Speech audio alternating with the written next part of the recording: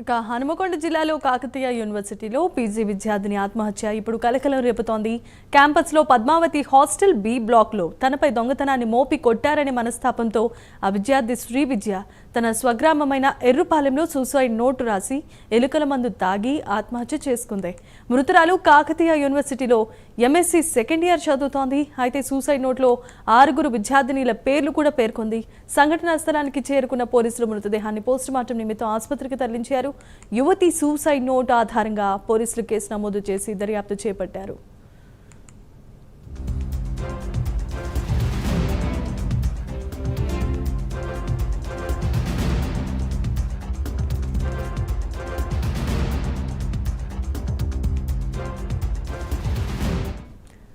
Right. ఇక హనుమకొండ జిల్లా కాకతీయ యూనివర్సిటీలో ఎంఎస్సీ సెకండ్ ఇయర్ చదువుతున్న ఒక విద్యార్థిని ఆత్మహత్య చేసుకోవడం ఇప్పుడు తీవ్రమైన కలకలం రేపుతోంది. క్యాంపస్లో తనపై దొంగతనం ముద్ర వేసి తనని అత్యంత కిరాతకంగా ట్రీట్ చేశారు తోటి విద్యార్థులనే నెపంతో ఆమె ఈ సూసైడ్ ఆత్మహత్య యత్నం చేసుకోవడం ఇప్పుడు తీవ్రమైన కలకలం రేపుతోంది. ఆ కుటుంబంలో విషాద ఛాయలున్నాయి. దీనిపై సంఘటన స్థలానికి చేరుకున్న పోలీసులు దర్యాప్తును చేస్తున్నారు. ఇప్పటికే పోస్టుమార్టం నిమిత్తం ఆసుపత్రికి తరలించారు. ఇదే అంశానికి సంబంధించి మరిన్ని అప్డేట్స్ మా కరెస్పాండెంట్ తిరుపతి అందించడానికి సిద్ధంగా ఉన్నారు. తిరుపతి, చెప్పండి.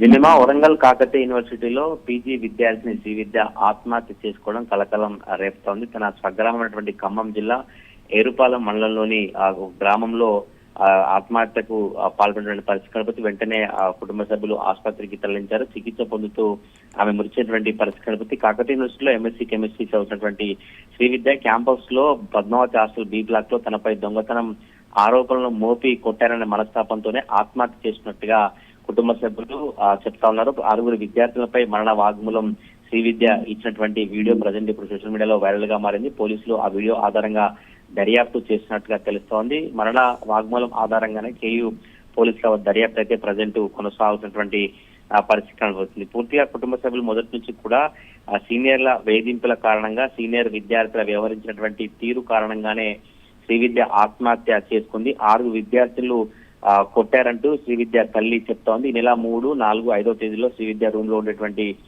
మిగతా విద్యార్థుల ల్యాప్టాప్, దుస్తులు దొంగతనం జరిగింది. అయితే దొంగతనం సంబంధించి శ్రీ విద్యనే దొంగతనం పాల్పడిందంటూ ఇతర స్నేహితులందరూ కూడా దాడి చేసినట్టు తెలిసింది. వెంటనే ఖమ్మంలో ఒక ఆసుపత్రిలో బంధువులు చూపించిన తర్వాత శ్రీ విద్యను స్వగ్రామైనటువంటి బనిగిల్లపాడుకు తీసుకెళ్లారు. మహిళా దినోత్సవం రోజు తల్లి వేరే కార్యక్రమానికి వెళ్లిన నేపథ్యంలో శ్రీ విద్య ఎలకల మందు తిని ఆత్మహత్యానికి పాల్పడే పరిస్థితి. మరుసటి రోజు కూడా మళ్ళీ పాలలో ఎలకల మందు తాగినట్లుగా తల్లి చెప్పినటువంటి పరిస్థితి. ఈ నేపథ్యంలో శ్రీ విద్య పరిస్థితి విషమించడంతో హైదరాబాద్ లోని నిమ్స్ ఆసుపత్రికి తరలించారు. అక్కడ చికిత్స పొందుతూ ఆమె మృతిచెందినటువంటి పరిస్థితి కనబడుతుంది. ఆసుపత్రిలో చికిత్స పొందేటప్పుడు తన రూమ్మేట్స్ కొట్టారు అన్నటువంటి మనస్తాపం చెంది పూర్తిగా వీడియోను రిలీజ్ చేసినటువంటి పరిస్థితి. బయోటెక్నాలజీ చదివేటువంటి సీనియర్ విద్యార్థి కావచ్చు, కెమిస్ట్రీ ఫైనల్ ఇయర్ చదివేటువంటి విద్యార్థుల కారణంగానే శ్రీ విద్య చనిపోయినట్టుగా తల్లి ఆవేదన వ్యక్తం చేసినటువంటి పరిస్థితి. ఈ ఘటనకు సంబంధించి ఇప్పటికే రిజిస్టర్ కు కుటుంబ సభ్యులు వారు ఫిర్యాదు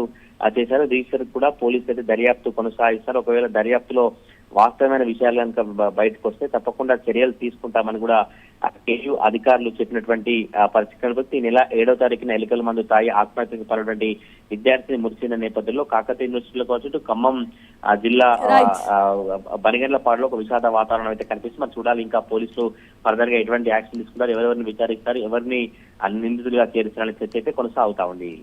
right, thanks for the updates Tirupati.